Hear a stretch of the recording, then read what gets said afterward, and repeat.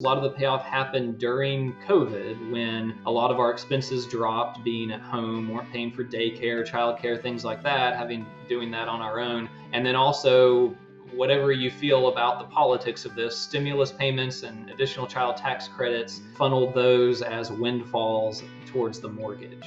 How would you like to own your home outright? What would it feel like to never make a mortgage payment ever again? On our mortgage-free segment today, we're going to interview Patrick Hall from Chattanooga, Tennessee.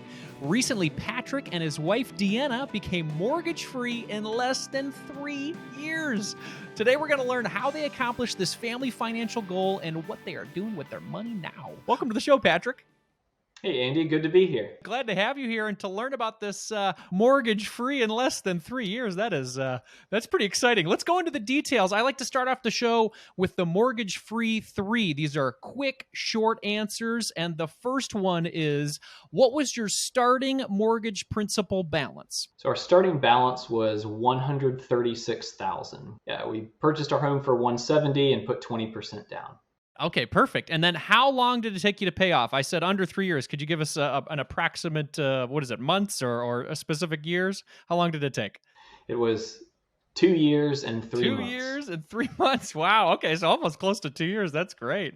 Okay, and then now the third question is, what is your home value today?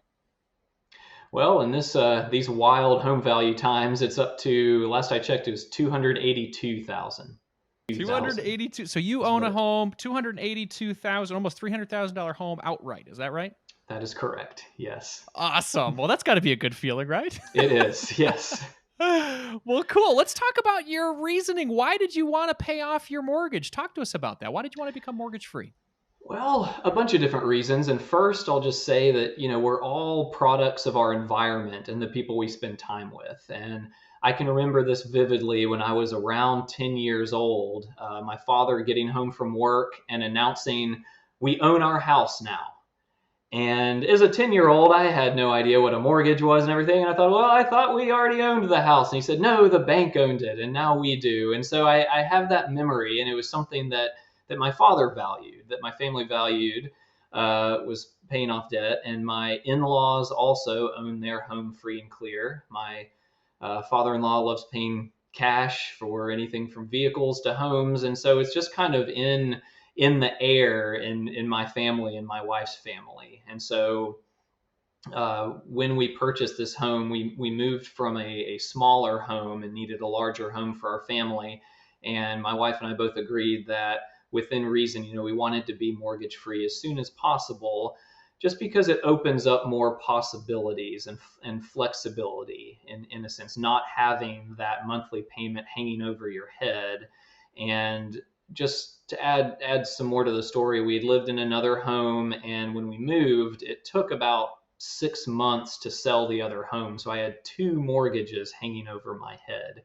And so of course, when we sold the other home, it had appreciated value, threw a lot of that at our new mortgage, and just wanted to be free and clear of those monthly payments. That is incredible. Well, a lot of people would love to be free and clear of those monthly payments. So let's talk about how you did that. What were some of the steps that you took to pay off your $136,000 mortgage in just over 2 years? What did you do?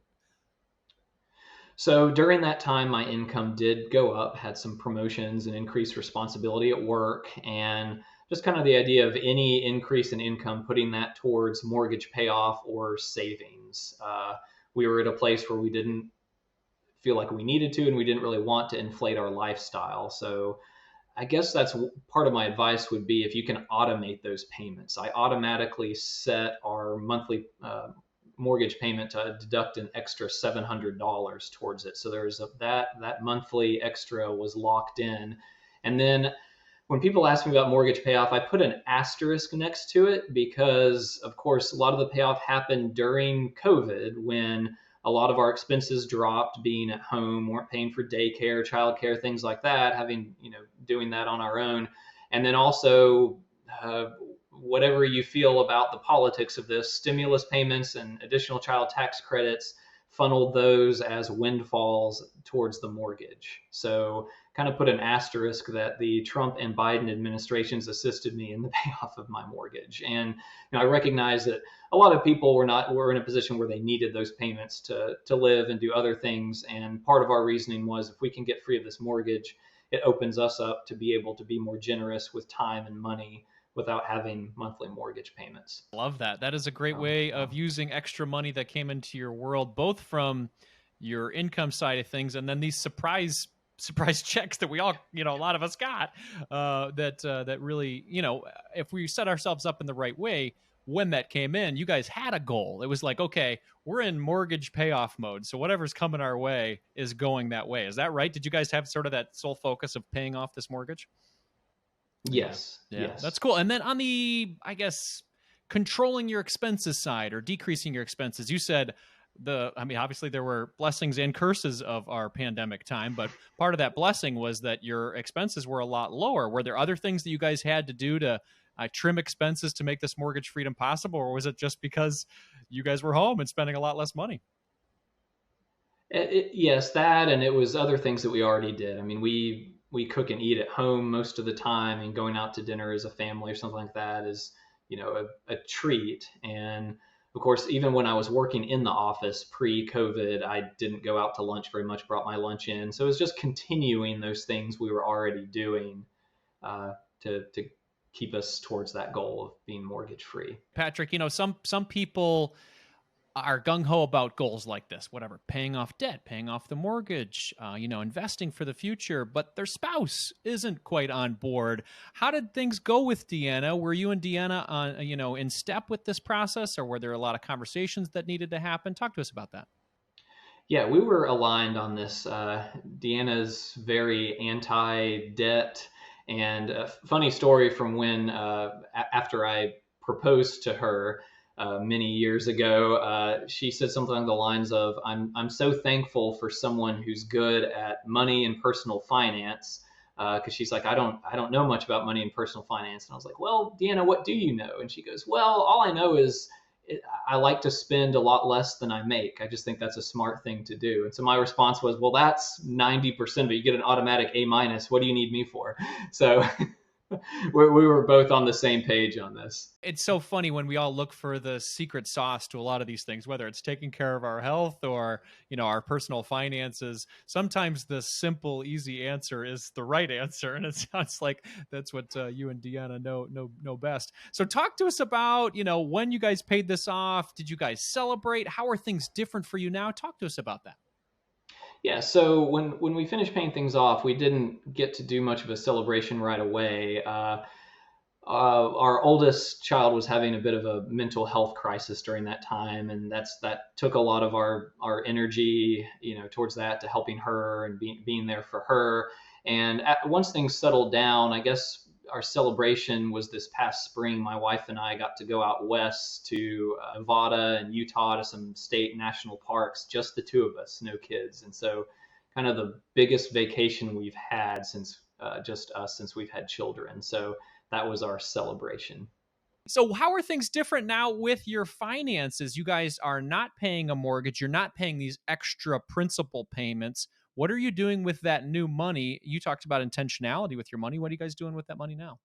So we've done some home improvement projects we've been putting off. The room I'm in now is an outdoor office that was just a wreck and a dump, and fixed it up so that I was not working out of the bedroom.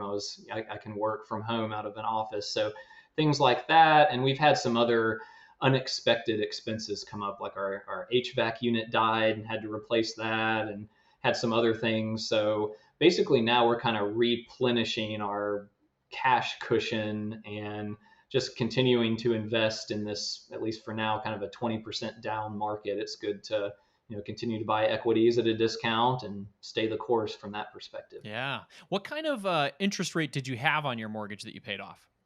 It was a 4.7% interest rate. If you look at interest rates around that time, around 2019, when it ticks up slightly, that's right when we bought our house. Bad timing. But Doesn't matter now. It's gone now. But I mean, so somebody listening right now might be saying, wow, 4.75, I could make a lot more in the stock market. Why did you throw all that money at your mortgage when you could have been investing? What would you say to that person?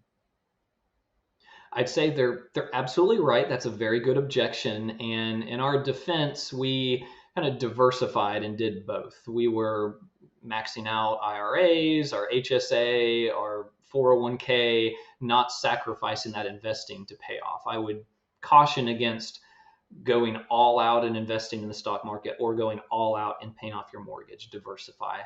And of course, the context, the place you're in kind of dictates how you feel about it. In January, February of this year, I was feeling, man, maybe I shouldn't have paid it off and should have invested. Everything's sky high. And now I'm thinking, well, I'm kind of glad that I did a little bit of both, that I didn't put it all in at 2021 asset prices. And so just, yeah, I'd say doing at least a little bit of both is the way to go. Now, there's conversations around like a looming recession that might be on the way. Having no mortgage, how do you feel with that on the horizon?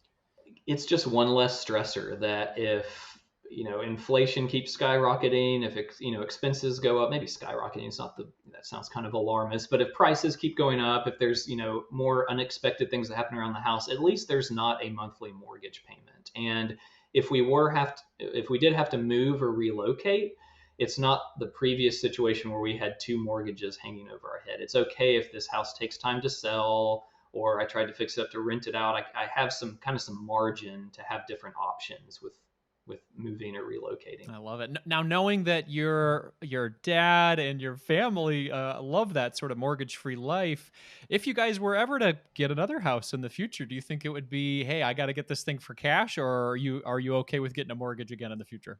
I think I'd be okay with following the same approach of getting a mortgage and then paying it off aggressively. Just the idea of taking that much cash out at once makes me cringe a bit. So yeah, I feel I'd be okay with taking on a mortgage again. I feel like I would probably do the same thing. Yeah, I mean, I love talking about mortgage freedom, all that goes along with it. But I think the ability for you to be able to borrow at a lower rate. I mean, even still now, I mean, the rates aren't that crazy. I mean, they're going up, but that's still historically not that bad. So getting in a home and being able to have a place to live forever is a pretty nice thing. So somebody's listening right now, Patrick, and they're saying, "Wow, I would love to be mortgage free. I would love to have this thing not weighing over my head all the time, this mortgage payment." What's one small step do you think somebody could take today to move themselves and their family towards mortgage freedom? I think a small step would just be combing through your budget, seeing if there's anything that you can trim out, and then allocating that towards an automatic extra payment towards the mortgage. And, I wouldn't recommend a huge amount, just a little bit that keeps chipping away at that principal and sets you up for later. If you're able to put a big lump sum, or, you have a big windfall, then you're that further along towards payoff, but not overextending yourself and putting so much in that you'll regret that. Trying to avoid regret, but set up something automatic that you don't see that puts you towards that goal. I love it. I love it. Patrick, thank you so much for your time today. I really appreciate it. Thank you, Andy. I enjoyed this.